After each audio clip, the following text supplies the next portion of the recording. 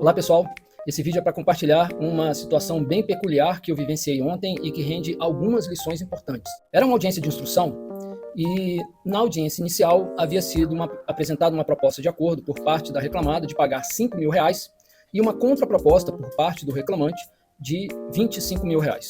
O processo envolvia um contrato de trabalho de 8 meses em que se discutia horas extras e adicional de periculosidade. O adicional de periculosidade, sendo acolhido, daria em torno de R$2.000. E as horas extras apuradas na ponta do lápis, ou melhor, na ponta do Scapa, porque eu inclusive utilizei o aplicativo do sistema de cálculo de proposta de acordo Scapa, que tem um módulo de cálculo para apurar as horas extras, daria em torno de R$45.000. Para você ter uma ideia, apesar de ser, talvez você esteja pensando, mas 8 meses, como é que poderia dar R$45.000 de horas extras? Bem, o salário hora, na verdade já a hora extra, né? O salário hora mais 50%, o salário hora dava em torno de R$10 e com 50%, R$15. E pela jornada de trabalho apontada, a duração diária e semanal do trabalho era muito extensa. Era tão extensa, indicada na petição inicial, que o reclamante, no seu depoimento, sequer confirmou aquela jornada. Ele alegava que começava a trabalhar às 5 horas da manhã e parava 10 horas da noite, sem intervalo. E a reclamada dizia que ele começava a trabalhar às 5 horas da manhã, só que parava por volta de 9 horas da manhã, retomando às 17 e ia até mais ou menos umas 20 horas. Ele trabalhava na atividade de pulverizador de lavoura. E segundo a reclamada, que inclusive o reclamante também confirmou, segundo a reclamada, essa atividade só poderia ser realizada em momentos de menor intensidade solar, ou seja, com sol forte não seria possível realizar essa atividade. Então, recapitulando, se a insalubridade fosse procedente, daria em torno de R$2.000, sendo que também sendo improcedente, a reclamada pagaria aí mais ou menos uns R$2.000 de honorários periciais. E se as horas extras fossem acolhidas e fossem procedentes, isso chegaria aí por volta de pelo menos R$45.000. Proposta do reclamante na audiência, proposta do reclamada na audiência inicial R$5.000, contra a proposta do reclamante R$25.000. Detalhe: a atividade do reclamante que ampararia, que era o que amparava o adicional de insalubridade, era incontroversa. Não havia controvérsia nenhuma, considerando o que se alegava na petição inicial e o que se alegava na defesa.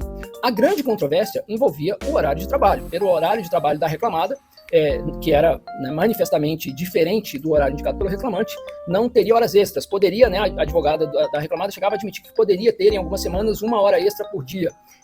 Inclusive tinha lá os registros de horário, que eram impugnados, obviamente, né? Mas de qualquer forma a reclamada sustentava formalmente que não havia horas extras pendentes. E o fato é, o ônus da prova quanto ao horário de trabalho era todo do reclamante. E antes da audiência de instrução efetivamente começar, na verdade já havia começado a audiência de instrução, estávamos naquelas conversas iniciais para retomar a tentativa do diálogo. E aí, no meio dessa conversa, eu viro e faço a seguinte pergunta. Eu pergunto ao advogado reclamante, até do título de sondagem: doutor, quantas testemunhas o senhor pretende ouvir? E aí, ele, numa reação, né, constrangedora, em que as suas expressões faciais diziam isso de forma indescritível, ele vai e me responde: nenhuma. Ou seja, o reclamante não teria como demonstrar aquele horário de trabalho sustentado na inicial. Quando ele responde isso, o meu medo, e aí eu senti um certo frio na barriga, o meu medo era de que a reclamada, a advogada da reclamada, uma advogada muito preparada, diga-se de passagem, recuasse da sua proposta. O meu medo me bateu um certo desespero e eu, né, tive, vamos dizer, uma reação emocional no sentido de que ela recuasse. E mais, naquele momento, eu já tinha conseguido avançar, que ela avançasse de R$5 para R$6.000. Então a gente, inclusive, havia, né, evoluído em relação àquele valor da audiência inicial. E aí eu viro, tento desconversar. No primeiro momento desconversei, fiz de conta que não ouvi aquilo e já trouxe um outro assunto completamente diferente para, né, tentar tirar do ar aquilo do cenário. E aí depois retomei, né, a conversa, indagando, né, se a reclamada mantinha aquela proposta. E felizmente, naquele momento, a reclamada manteve a proposta. Mas o fato é que não houve o acordo, seguimos para a instrução, ouviu o reclamante, ouviu o reclamado, não houve confissão. A advogada da reclamada, de maneira estratégica e inteligente, dispensou a oitiva das suas testemunhas, até porque haveria o risco, né, a possibilidade de que, eventualmente, alguma dessas testemunhas, ela só teria a perder, né, porque vai que uma testemunha dessa reconhece o fato alegado pelo reclamante. Encerramos ali, processo concluído para sentença, sem acordo. Agora, sabe por que esse acordo não saiu? Eu diria, em primeiro lugar, porque eu falhei como mediador. Como assim eu falhei como mediador? Eu falhei como mediador no sentido de que eu não consegui encontrar, naquele momento, naquele contexto, uma saída honrosa para o advogado do reclamante. Para que o advogado reclamante e o reclamante aceitasse os R$6.000, era preciso que houvesse uma saída honrosa dentro daquele contexto. Ainda que do ponto de vista racional, isso não faça nenhum sentido, e aí é muito fácil julgar para quem está de fora fazer esse julgamento, e talvez seja essa a sua compreensão. Mas se você fizer um esforço mínimo para se colocar no lugar do advogado do reclamante, depois de tudo que aconteceu, Aceitar um acordo de R$ 6.000 naquele contexto, da forma como a coisa caminhou, era algo humilhante.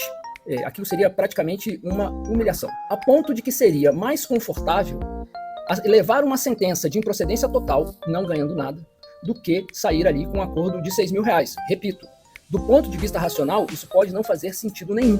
Mas do ponto de vista emocional, considerando o contexto e as circunstâncias, era essa a realidade posta. Aliás, quem me acompanha aqui sabe, eu como alguém que tem me dedicado há anos ao estudo da economia comportamental, a grande premissa da economia comportamental que vem desde a década de 70, com um emblemático trabalho publicado em 1976, de autoria de Amos Tversky e Daniel Kahneman, autor do livro hoje, best-seller Rápido e Devagar, Duas Formas de Pensar, que inclusive ganhou o Prêmio Nobel no começo dos anos 90, a base da economia comportamental envolve a ideia de que seres humanos não tomam decisões racionais.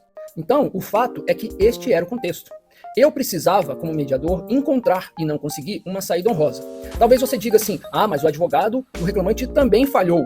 Eu diria, se o advogado do reclamante fosse aluno do meu curso e tivesse passado pela formação em advocacia de consenso, seguramente eu diria que falhou, e mais, eu não admitiria, eu ficaria muito chateado e muito frustrado, até porque ele não iria, se ele tivesse passado por esse tipo de formação, permitir que a coisa caminhasse daquele jeito e chegasse naquele ponto. Mas, para quem não tem essa vivência e essa experiência, esse conhecimento, o natural e o esperado era que se agisse como agiu o advogado do reclamante naquele caso. E mais, é bem verdade que se eu tivesse rasgado o código de ética da conciliação e mediação, se eu tivesse feito pressão no advogado reclamante, no reclamante para aceitar o acordo, ou talvez fizesse até uma sessão privada, na qual eu expusesse, extrapolando os limites do princípio da decisão informada, que está lá no Código de Ética da Conciliação e da Mediação, anexo às resoluções 125 do CNJ e 174 de 2016 do CSJT, que, aliás, eu muito ajudei a construir. Se eu tivesse passado por cima disso, seguramente o acordo teria saído, não há a menor dúvida.